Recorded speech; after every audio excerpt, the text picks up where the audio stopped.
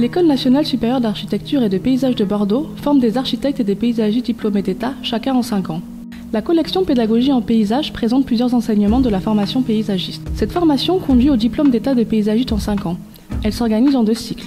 Le cycle préparatoire d'études en paysage, CPEP, dure 2 années, et le cycle DEP proprement dit qui dure 3 ans. Une mention bien ou très bien au diplôme d'état de paysagiste permet d'accéder au cycle doctoral. La structure pédagogique se déploie sur 3 domaines, relevant du paysage et des pratiques professionnelles en ce domaine, et visant à accompagner l'étudiant dans son engagement face aux grandes problématiques environnementales et sociales de notre temps.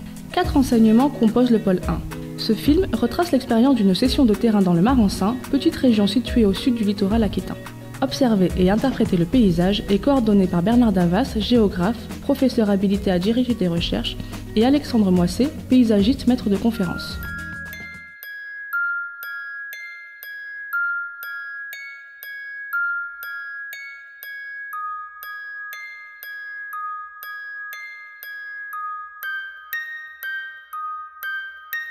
Observer, toujours pareil, la démarche, on observe, on repère, on dessine.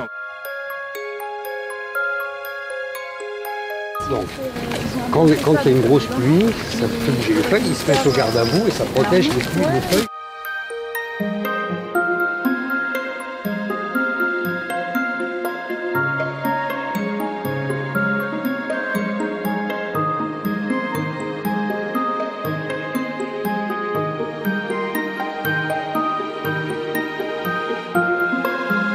Ces sessions de terrain ont lieu régulièrement au cours de l'année. Elles sont organisées donc, par les enseignants. Et donc sur plusieurs jours, les étudiants vont sur site et mettre en œuvre une démarche d'observation, interprétation, ce qu'on appelle couramment la lecture de paysage. Cette démarche se fait en 2 temps, donc on laisse les étudiants observer des situations paysagères que nous enseignants avons repérées avant sur le terrain, et puis des informations sont apportées aux étudiants sur la base de l'observation qu'ils ont réalisée. Moi, je suis dans ce voyage puisque dans le cas des études paysagères, les végétaux ont quand même une certaine importance, même une importance très grande. Et ce que je vais essayer de voir avec les étudiants, c'est suivant les endroits où l'on va être, c'est quels sont les végétaux présents, quelle est leur forme, quelle est leur fréquence, quelles sont leurs associations, de manière à pouvoir en déduire aussi bien d'un point de vue écologique, c'est-à-dire quelles sont les caractéristiques du sol, les caractéristiques des températures, enfin le climat en général, et aussi l'usage qui en est fait.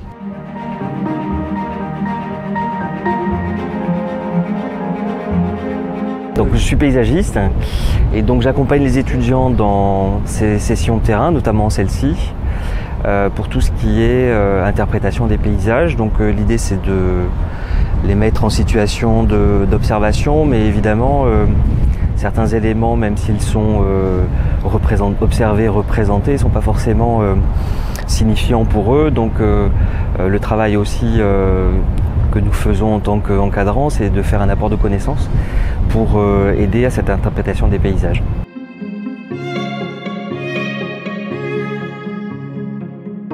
Il faut que vous sachiez que la dune que vous avez sous les yeux est entièrement artificielle, c'est-à-dire elle a été fabriquée il y a à peu près entre 150 et 100 ans. Et si vous repérez, vous avez au bord de la mer énormément de déchets qui sont déposés. Donc les végétaux qui vivent ici sont des végétaux qui supportent le vent, qui aiment un sol légèrement plus riche que les autres, qui supportent une température beaucoup plus fraîche que les autres.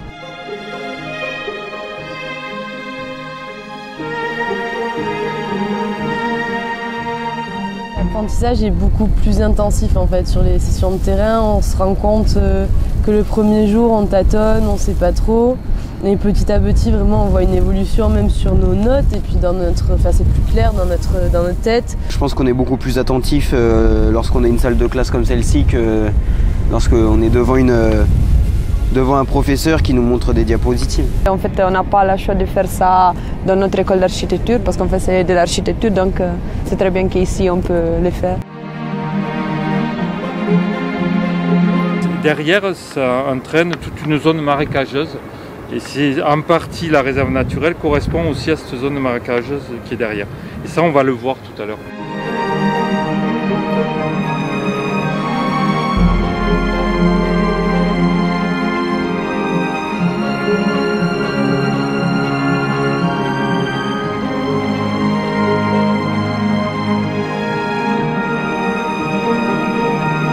Et ce que l'on voit ici, que l'on appelle des racines aériennes, pour être sérieux, pour être scientifique, ça s'appelle des pneumatophores. Donc c'est censé aider l'arbre à respirer en terrain asphyxiant.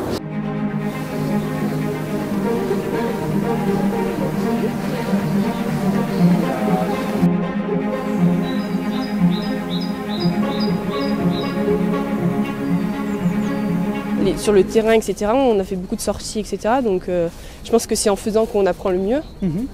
Et après, ça a été enrichissant dans les connaissances, je veux dire. Alors je pense que c'est un plus. Après, ça, ce à quoi on va s'orienter, si on veut plus de technique aussi, c'est important de faire un BTS. Mais je pense que c'est aussi bien de pouvoir approfondir des connaissances, des paysages et de la compréhension des paysages. Parce que sur papier, c'est beau. Mais là, justement, ce que j'aimais bien, c'est on était sur le site et là, il expliquait des concepts théoriques vraiment par rapport à ce qu'on pouvait observer et vraiment du papier à ce qu'on voit et on peut retranscrire tout ça. Ça marque beaucoup plus.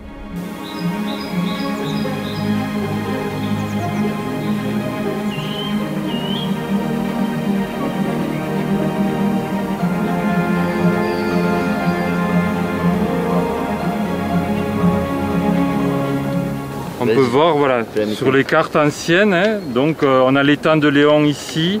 Alors on n'a pas la partie là, mais on peut voir que donc, le relief des dunes apparaît et il n'y a pas de boisement hein, à cette époque-là. Donc la carte est des années du milieu du 19e siècle. Donc la dune, l'image qu'on en a, la représentation commune qu'on en a, elle n'a pas de végétation.